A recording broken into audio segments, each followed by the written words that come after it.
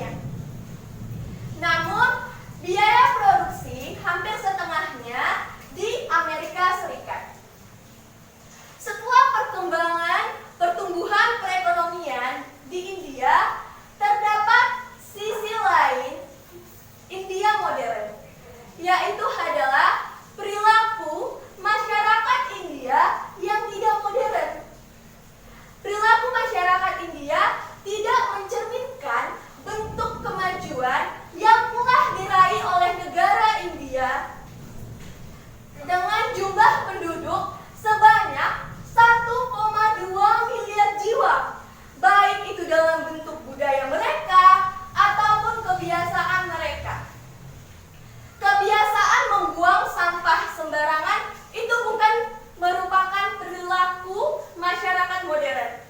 Itu perilaku masyarakat purba zaman dahulu. Baik, kita contohkan.